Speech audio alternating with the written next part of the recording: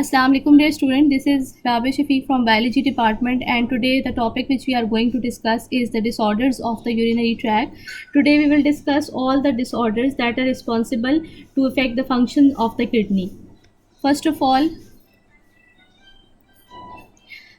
we will discuss that what is urology. Urology is that branch of medicine or medical science that deal with the diseases and abnormalities of urinary tract and how they could be treated. Urinary tract infection, it is the most common disease that is prevalent in the urinary tract, and this urinary tract infection is more common in females than in males, and the reason is that because the urethra is quite short in female, which is only 1.5 inches. uh, Many bacteria from fecal matter from the anus, they travel to the reproductive tract and they cause the infection.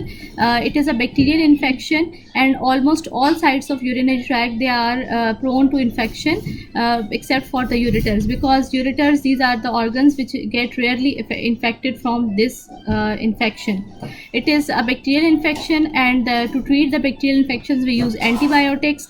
Different types of antibiotics can be used to treat the bacterial infection, and we can prevent it by drinking large amount of water, by flushing off the excessive bacteria that are present in the urinary tract, and by observing the personal hygiene. That can also control the growth of the bacterium in the urinary tract.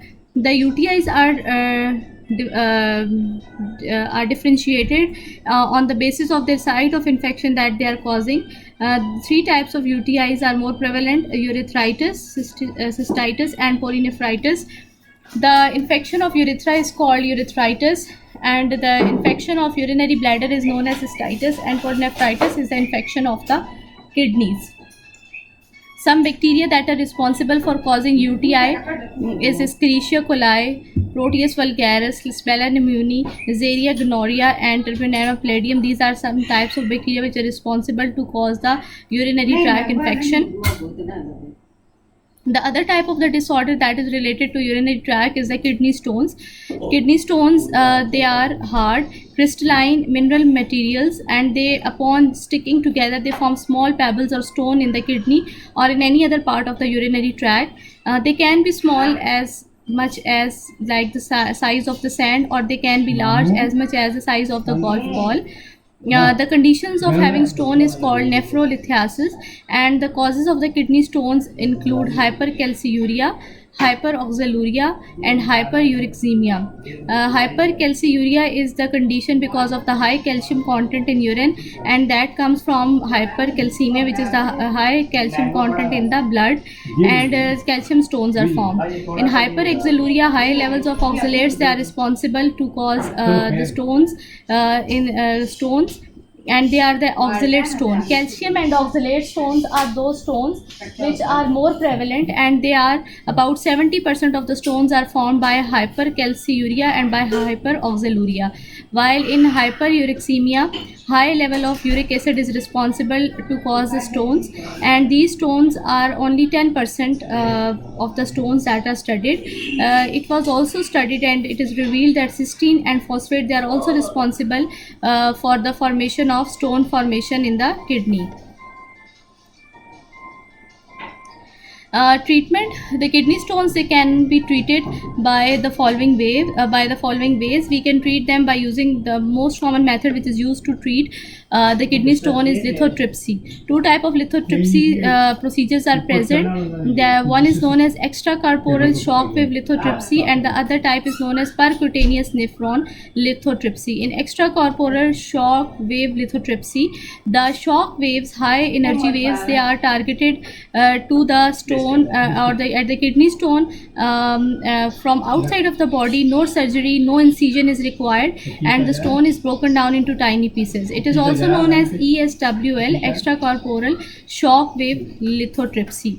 Here you can see the shock waves, they are directed or delivered through the skin, and mostly small stones, they are removed in this process. The other type of lithotripsy that is more common or prevalent is known as The other type of lithotripsy is known as PCNL, percutaneous nephrolithostomy, and this is the type of lithotripsy procedure in which is more common for the removal of the large size stone. And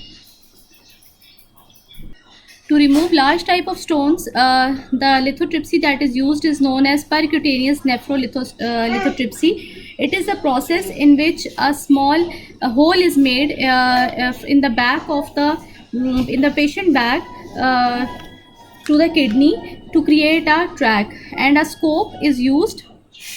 A small puncture is made and a small scope is used which run through the track, and it visualizes the stone which is present in the kidney in the camera. Then ultrasound equipment is used which is responsible to insert high energy waves to break up the stone, and the surgeon it usually visualizes the stone by using the equipment that is scope in the camera outside the body, and then the stones they are fragmented, and these fragments are removed by using special type of equipment, and they are removed out of the tract or from the kidney. Now open surgery is not as much prevalent as for the removal of the kidney stone.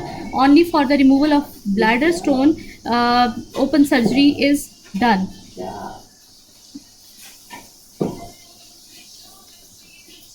Here you can see in the diagram from the back of the kidney, from the back of the body, a small incision is made, and a tube is inserted and a track is created. This is nephroscope. Nephroscope is the instrument that is used for this type of lithotripsy, and it visualizes the kidney stones in the camera.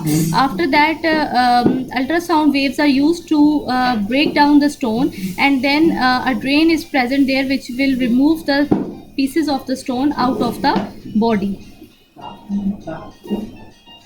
When there is a decline in kidney function and when there is efficiency in the filtering process of the kidney, that is known as kidney failure or renal failure. Two type of renal failure is present. The one is known as chronic kidney renal failure, and the other type is known as acute renal failure. This term renal is used for kidney. In chronic kidney failure, as you know that chronic disorders are those disorders that progresses slowly with the time, and acute disorders are those which appear suddenly or soon after soon after the infection. So chronic in kidney chronic renal failure, it is the irreversible deterioration of the renal failure. It means function, it means that it is not a reversible process, and it is caused by bacterial infection of the pelvis or surrounding tissue. It is also called by nephritis, which is inflammation of the glomeruli, and the damage that is caused by hypertension, the high blood pressure. The acute renal failure is the failure which take place suddenly after the infection, and it is caused by the hemorrhage because of any trauma, hemorrhage in the kidney tissues or the cells, because of the vomiting or diarrhea.